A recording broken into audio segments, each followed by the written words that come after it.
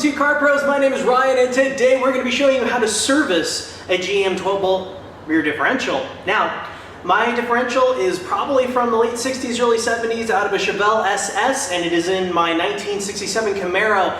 So GM made these 12 bolts for a very long time. They're in cars, they're in trucks. You'll know it if you have one because it'll have 2 bolts at the bottom, and you can just count them up to 12, and you know you have a GM 12 bolt. But the thing you need to make sure you have is if you have a limited slip differential, you need to go ahead and buy that limited slip differential additive, unless you have a limited slip differential that doesn't need it, like my Eaton True Track does not need one. It says right on their website, do not put limited slip additive in it, just use the mineral stuff that they recommend that I show later in the video. And this video also shows the importance of using RTV on a differential. I know a lot of people have very loud opinions on using RTV on that or not. I personally do, for reasons I'll show later on. With all that out of the way, let's go ahead and jump into it. So here we have my GM 12 bolt. This is actually out of a 1970 Chevelle SS, and it's been shortened so I can get a wider tire under my 67 Camaro. So your GM application might be a little bit different. You might have a truck, you might have a car, but they all share this 12 bolt rear end. The only thing that might differ is the inside gears and limited slip assembly if your differential has one, so you need to know that information. So what we can do is grab a 1/2 inch socket and remove basically all the bolts except for maybe leave these top 2 loose so the pan just doesn't fall right on top of us. Before we get started, I want to show what happens when you don't use RTV.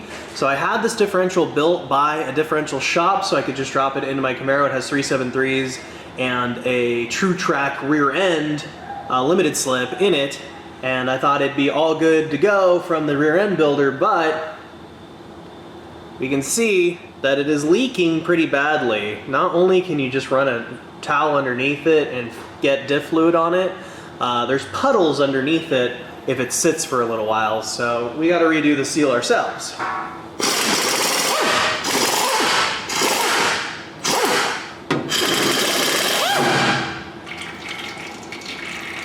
And there we go, it's already starting to drain out. So if your differential cover is stuck, you can grab a small prying implement, a nice flat one, and just jam it in there to help break that seal off. And what we can do too is loosen these top 2 bolts so we get more flow. So now that it's basically free, we can remove these bolts fully. Making sure you keep one hand on the differential cover, and the other hand you can use to remove the bolts.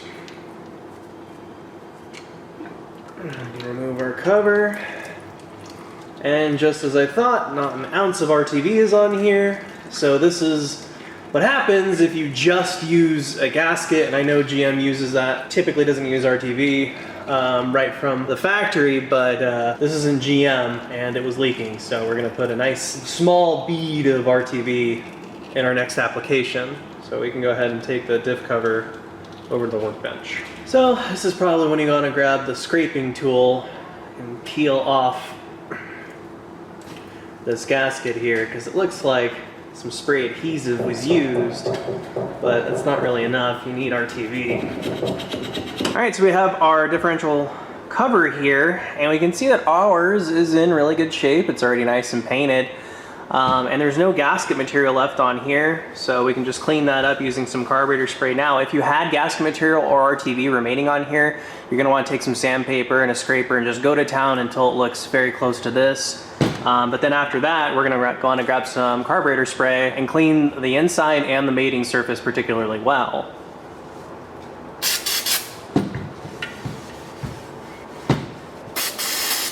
Just make sure that this surface, this mating surface here, is nice and very, very, very clean, because we want the RTV to do its job and seal on this surface, and it can't do that if there's a bunch of grease or gasket material or anything that's not metal.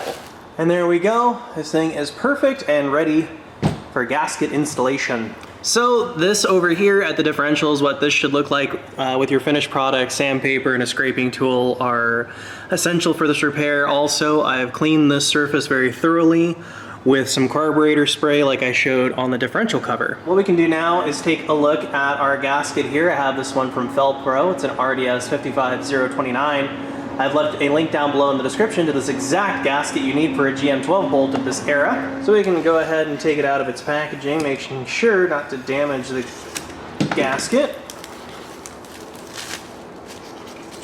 And you're going to want to inspect the gasket upon receiving it to make sure there's no cracks or holes or anywhere fluid could leak out of. So make sure you inspect it thoroughly before installation. This one looks great.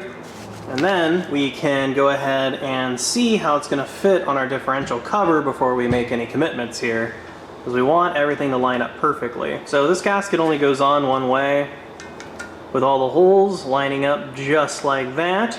So what I like to do is take it and set it aside while I grab the RTV, and then not changing the orientation of the gasket and the cover. So what we're going to do next is grab some RTV. This is automotive grade silicone rubber made by Loctite. You can get this pretty much anywhere. It says it has a set life or curing time of 24 hours, but honestly 2 hours is probably enough to where we can add fluid. So what we want to do is lay a thin bead around the inside of the bolt holes, but the key is here a thin bead. You don't want to glob it on.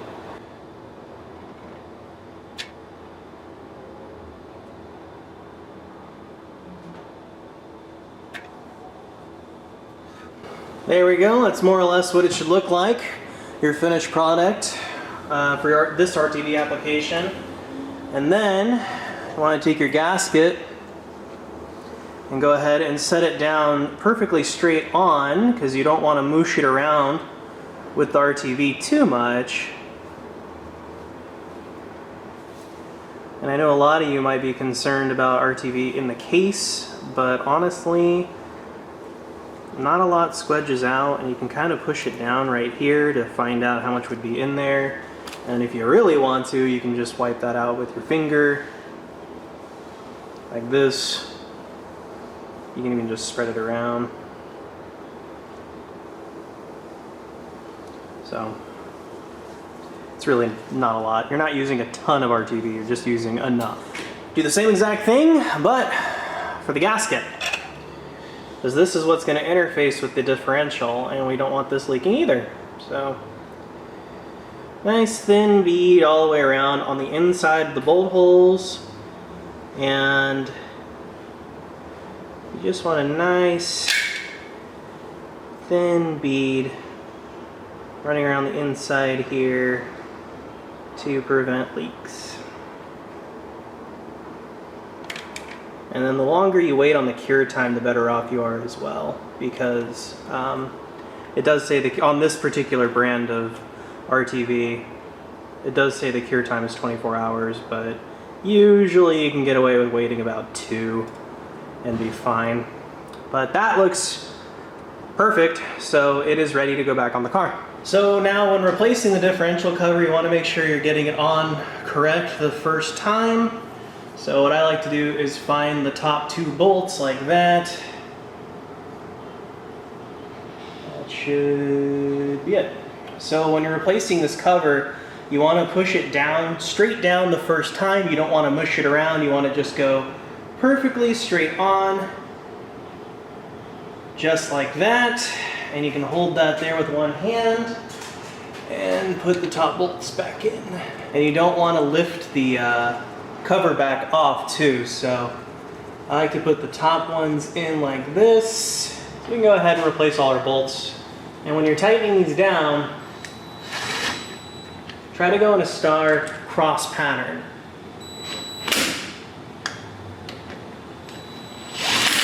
This will help ensure the cover walks down evenly.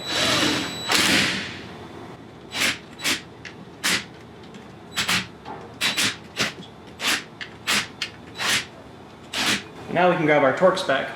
Our torque spec for today is 20 foot-pounds, and we're going to go ahead and tighten that again in a cross pattern as possible to ensure that we get everything to sit down as evenly as we can.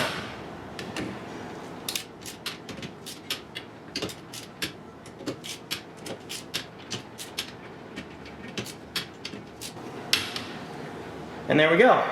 So let's go ahead and talk about what kind of differential fluid you're going to need. For this particular application, we're going to need 3 quarts here of 80W90, and this is non-synthetic. So this is made using petroleum. It's not synthetic at all, and it does not have a limited slip additive in it.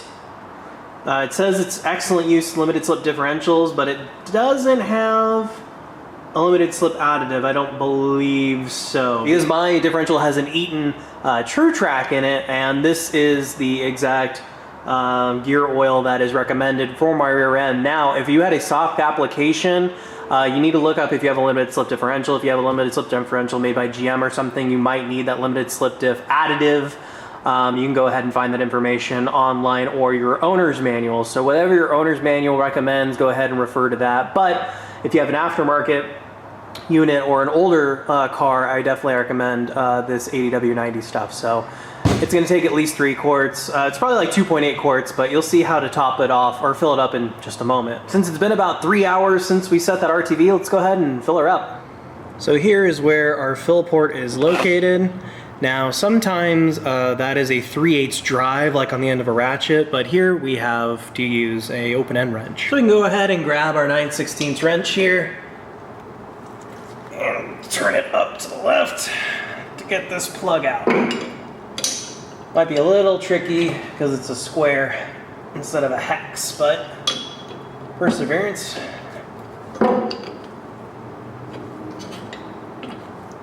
And if you can't get it one way, go ahead and flip the wrench over so you can get it another. There we go. That's what it looks like.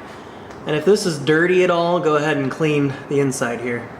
And we can add our differential fluid. Now, the way you make sure that this is full is you just keep adding until it spills out of this port. So you'll see fluid spill out, and then you know you're full.